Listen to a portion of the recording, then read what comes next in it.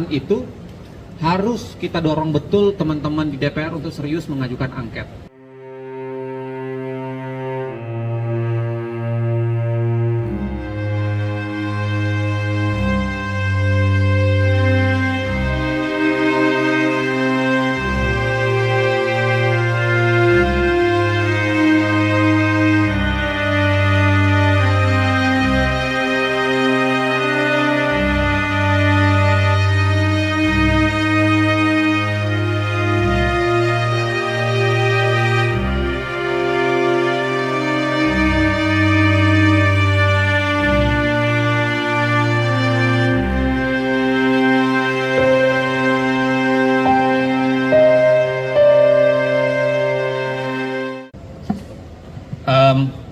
Yang pertama begini, apakah putusan MK itu sudah diambil? Saya kira iya, kita semua paham itu.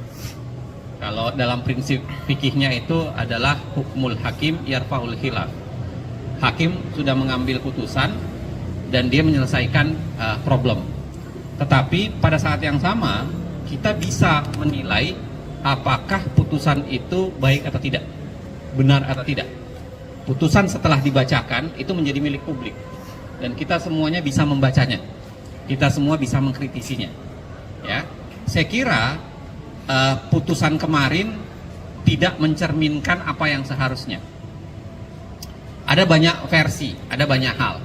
Tetapi kalau kita mau lacak kenapa putusan kemarin menjadi seperti itu, sekurang-kurangnya saya kira ada 3 persoalan mendasar. Yang pertama, yang diakui oleh sebagian oleh hakim sendiri. Misalnya oleh Hakim Saldi Isra dan Hakim Arif Hidayat yang mengatakan bahwa kenapa putusannya menjadi seperti itu, karena ada keterbatasan hukum acara yang terlalu ketat. Hukum acara yang memang hanya 14 hari, pembuktian hanya 1 hari, dibatasi jumlah orang yang bisa bersaksi dan menjadi ahli, dan itu menjadi ribet. Karena kalau Anda baca putusan MK, salah satu yang banyak dilakukan oleh MK itu adalah menolak dalil pemohon karena pemohon tidak menyertai dengan bukti berupa saksi maupun ahli untuk itu. Padahal saksi dan ahli yang boleh dihadirkan itu kan jumlahnya terbatas. Dalil yang mau didalilkan itu banyak sekali, misalnya ada 20 sampai 30, daerah yang mau dipersoalkan itu berapa, bisa ratusan. Tapi jumlah saksi dan ahlinya kan dibatasi. Jadi bagaimana mungkin semua bisa tercover oleh saksi dan ahli, padahal pada saat yang sama MK membutuhkan saksi dan ahli untuk melakukan proses pembuktian. Ya, jadi kalau kita lihat memang ada problem di hukum acara yang terlalu ketat, ya kan?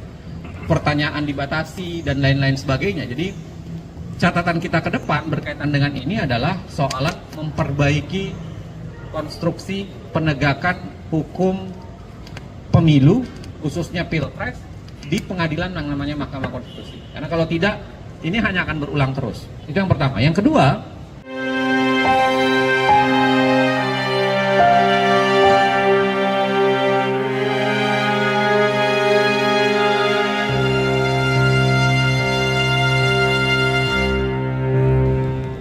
siapa yang melanggar aturan hukum, siapa yang merusak penegakan hukum, siapa yang merusak demokrasi tetap harus dibawa ke pertanggungjawaban hukum.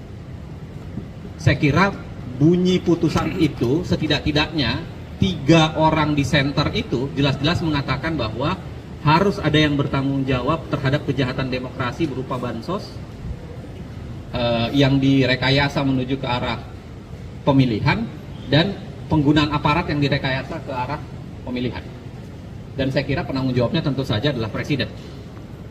Ya, jadi harus bertanggung jawab. Dan saya kira untuk alasan itu harus kita dorong betul teman-teman di DPR untuk serius mengajukan angket. Harus serius. Karena biar bagaimanapun itu esensi penting nih. Tidak boleh dibiarkan proses yang keliru itu dibiarkan tanpa pertanggungjawaban. Ya, saya kira proses itu silahkan berjalan. Teman-teman pengawasan politik silahkan melakukan langkah di situ. Plus pada saat yang sama saya kira ini catatan buat masyarakat sipil. Kita juga harus melakukan konsolidasi untuk memperkuat yang namanya kemampuan untuk mengontrol pemerintahan. Salah satu ketakutan terhadap kemenangan saat ini adalah ketika demokrasi bisa diinjak-injak dengan mudah. Ketika proses penegakan hukum, pemerintahan itu dirusak. Nah, siapa yang bisa menjamin bahwa masa 2004 sampai 2009 tidak akan mengulang penindasan yang sudah terjadi sekian lama di bawah rezim Pak Jokowi? Apalagi rezim anaknya ini kan kayak melanjutkan aja kan. Ini saya pakai istilah kayak orang mau main game, batas main game cuma 2 kali, dia mau main 3 kali sampai 4 kali, dia bikin akun baru. Ini kayak gitu tuh istilahnya, bikin akun baru, lalu kemudian yang penting bisa main 3-4 kali. Nah, maksud saya adalah ada kemampuan kita harus untuk mengingatkan, ya, dan melakukan perlawanan di titik itu. Dan kita harus bersiap sebenarnya.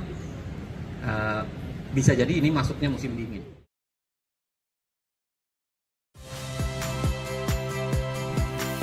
Saya Radi Saputro. Saksikan program-program Kompas TV melalui siaran digital, pay TV dan media streaming lainnya. Kompas TV, independen, terpercaya.